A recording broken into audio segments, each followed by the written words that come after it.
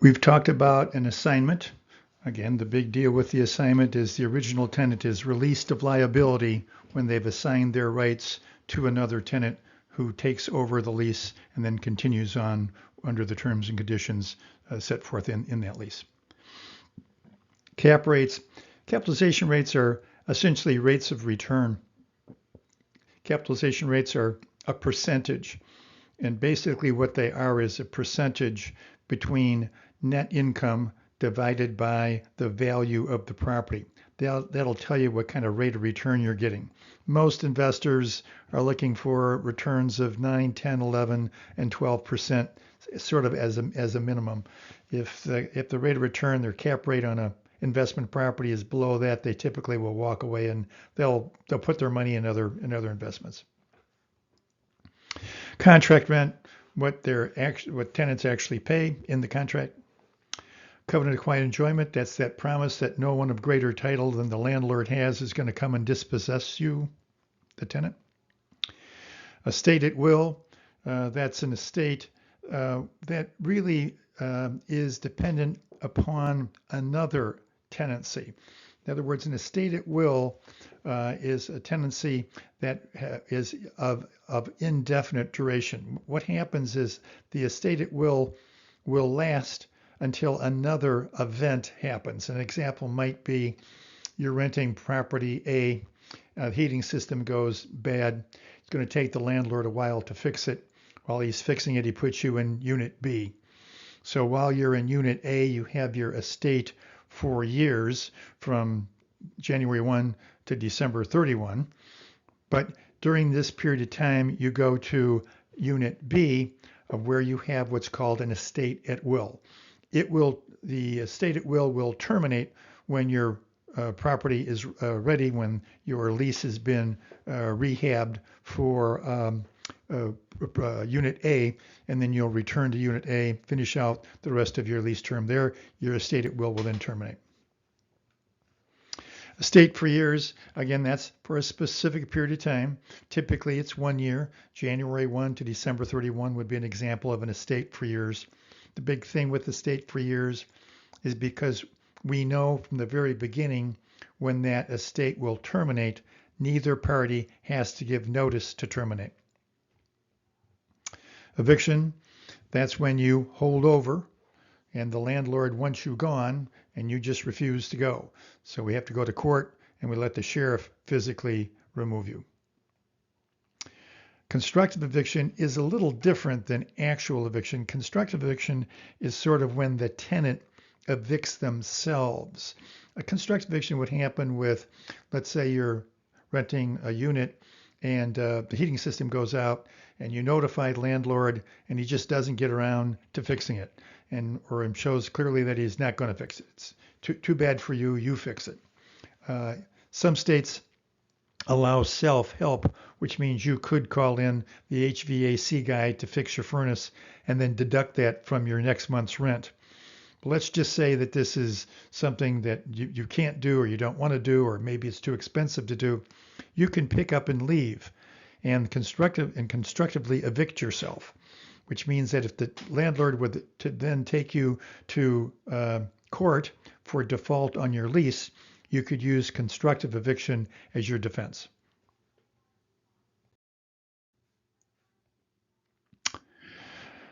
Retaliatory eviction, that's where a landlord can evict or threaten a tenant of eviction if they complain about something with the property.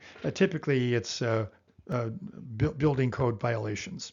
So that's the way the slumlords used to keep their properties for many, many years, even though they violated all kinds of health codes and building codes. The landlords of those buildings would simply tell their tenants, if you report me or my building to the building department and that causes a fine, or it causes me to have to even shut down some of my building, I'll evict you from that. So you would threaten people with retaliatory eviction if they complained about the way you were keeping the property. Again, self-help. You pay for the tenant, you pay for the repairs yourself, and then deduct that from the next month's rent. Graduated leases, we talked about those. Commercial leases, each year your base rent increases. Gross lease, that's where the landlord has to pay the expenses. Gross rent multiplier, it's a factor that you can use to help establish what you think a small investor might have to pay for a small investment property, 1 to 4 unit properties.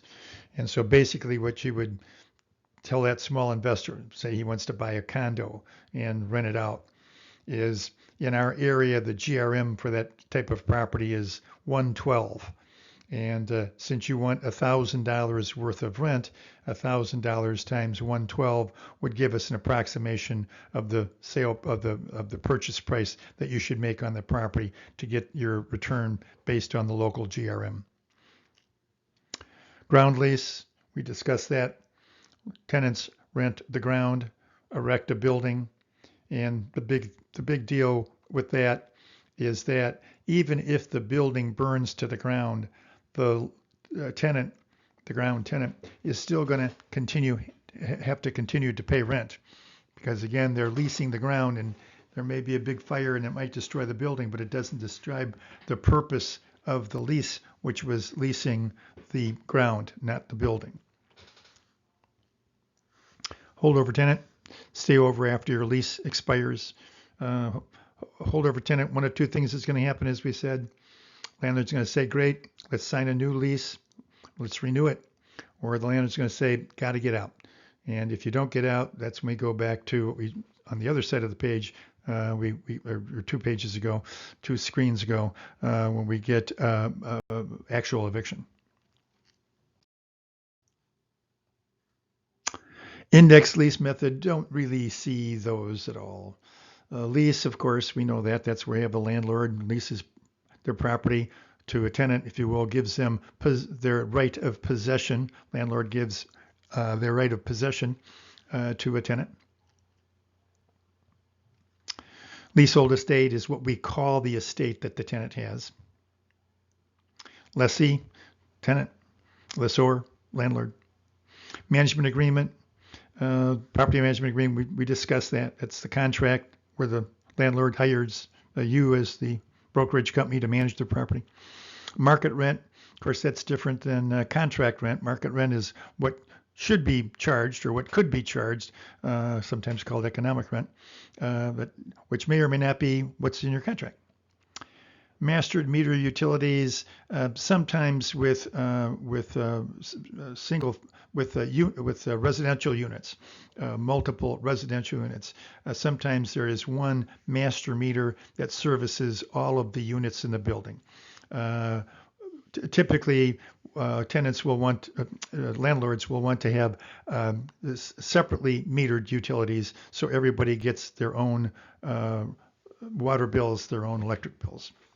Net leases, again, commercial lease, tenant pays the expenses in addition to the monthly rent.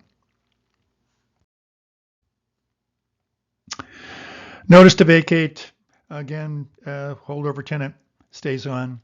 One of the first things you have to do is give them a formal notice to quit, formal notice to vacate. First step in eviction process. Occupancy, we talked about that. Maximum number of people that can occupy a certain residence, generally done on village, city, or county levels. Operating budget, property manager needs to do that too for his client. Percentage lease, we discussed that. Again, percentage leases, that percentage is based on the retail tenant's gross sales, not net sales. Kind of watch that on questions on your final exam or state exam. Percentage leases are based on gross sales, not net sales, monthly gross sales. Periodic estates, that's where they go from period to period. Could be week to week, month to month, sometimes day to day. They do require that one or both of the parties, somebody gives notice to terminate. So somebody's got to end those, either the landlord or the tenant. Typically, you give notice in the same period of time you're paying rent. Week's notice. If you're paying by the week, it's week's notice. Paying by the day, it's a day's notice. Paying by the month, it's a month's notice. Property management, we talked about that. Management reports, property managers, reasonable accommodation harkens back to lesson 2. Reasonable accommodation is where we have to change as the landlords. We have to change, and representing our landlords, we have to, as we represent our landlords, we have to change any rule or regulation so that we're not discriminating against people.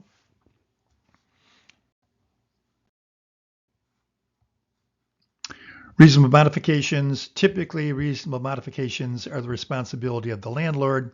Sometimes tenants will make them themselves if they want to. Resident manager.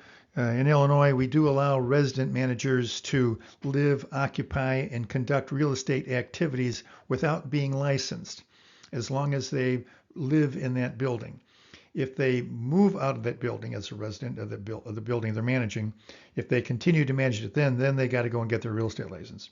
So we do allow in Illinois for residential, say apartment buildings, we do allow property managers to hire resident managers who are unlicensed but can do real estate activities as long as they remain a resident of that building.